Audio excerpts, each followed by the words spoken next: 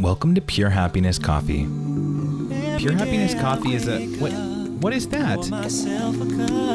What the... Oh God, not this again. Pure Happiness Coffee is a poem, an artwork, and a community dedicated to becoming better stewards of our world's favorite beverage. Each episode of Pure Happiness is a short glimpse into one individual's coffee journey, a journey that, finally, connects us all. Today on Pure Happiness Coffee, I present to you a meditation on Folger's coffee. Folger's aroma roasted coffee made from mountain-grown beans, richly roasted and finely ground for great waking up aroma. I'm not kidding. The best part of waking up is Folger's in your cup. Why, you might ask?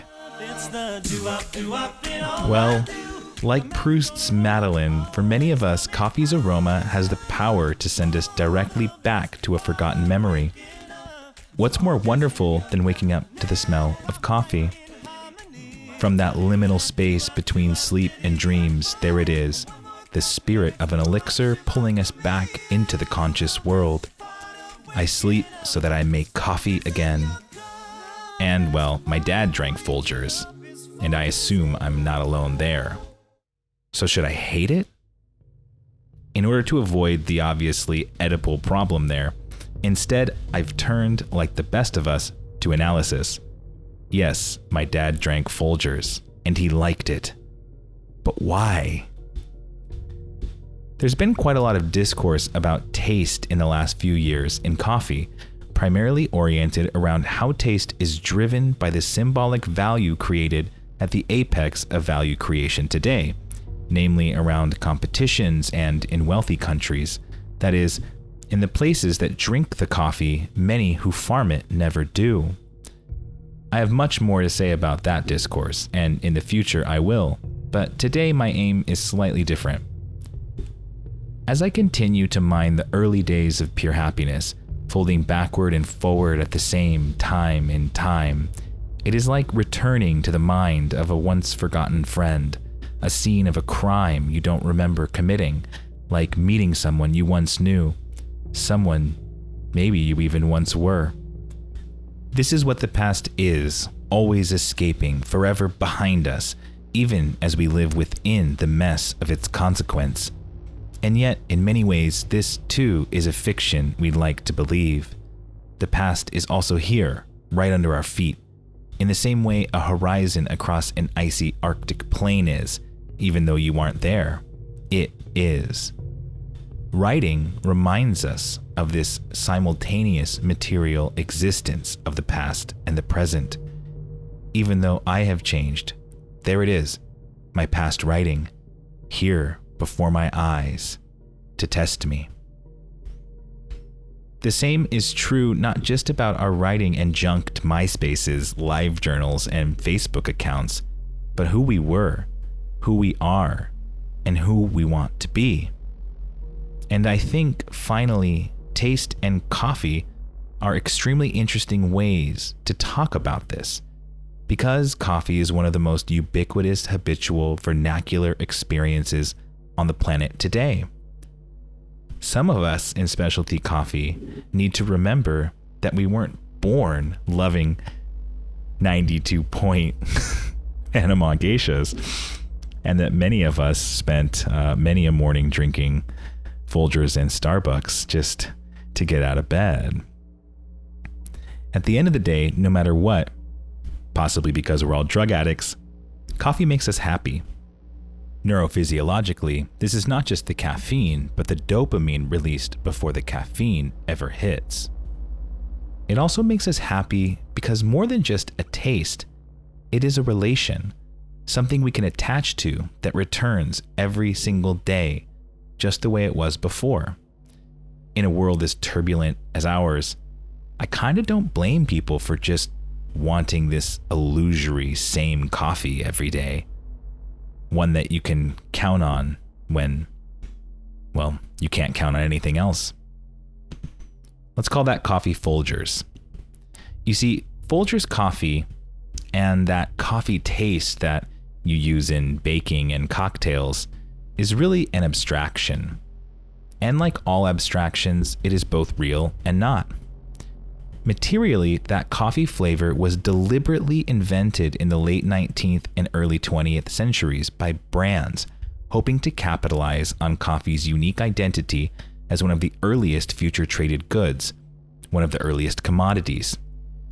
Now, in order for coffee to function as a commodity, it had to be made so that coffee from anywhere, grown under any condition, could, at the point of consumption, taste the same.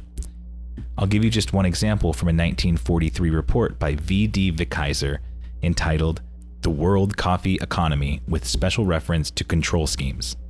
Vickiser writes, "Coffee is not just coffee, either to the trade or to most consumers. The trade, however, must translate taste distinctions into kinds and proportions of coffee in a blend necessary to produce a given result in the cup, and therefore more or less establish a value for it in relation to all other kinds and grades of coffee. In other words, a given coffee brand must find a way to both differentiate itself from the others and taste the same day in and day out, even though those brands will buy coffee from different regions in the commodity market. This is the overall function of the commodity. It makes different things the same, and it serves a very important purpose in trade. But what we don't think about enough is how that form comes to shape not just what we taste, but also what we love. And this, I think, is one of the fundamental problems in coffee today, and why it makes it so hard for people to talk about. Of course, we don't want that beautiful morning moment of secure attachment spoiled by a whole chaotic world of global economics and colonial history.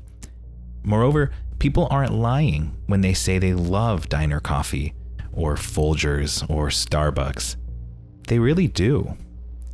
I call this the hard problem of taste, and I believe it's much more complex than just rationally explaining to this or that consumer, whether that's the morning Folgers drinker, who we all sometimes are, or the specialty coffee consumer who we believe has been bamboozled into believing a 92-point double anaerobic is the only kind of good coffee there is. Indeed, coffee is so volatile and difficult because it so easily becomes something we can project all of our moral ideals onto, something that seems to have relatively clear-cut ethical solutions, something that, we insist, if only you knew everything about, you would change your approach to. The hard problem of taste, I aver, is that today, the difficult thing is that people know their coffee tastes bad, and they still like it. February 10th, 2022. Coffee is coffee, but coffee is also about access, about globalization, about the history of capitalism and the commodity trade, about colonialism, about slavery, about international exploitation, asymmetrical power, and, unfortunately, money. Whereas I believe in a value of quality and beauty that transcends the profane world of exchange and money, there is no doubt that the pure happiness coffee affords is closely tied to an infrastructure rife with profound inequality. Good coffee costs money, and there is a kind of devil's bargain for roasters like Say, Hart, Parlor, Black and White, just to list a few of my favorites, between sourcing ethically grown coffee and selling it at prices abroad that the pickers could not afford. Today I'm drinking a cup of Folgers. Yes, honestly.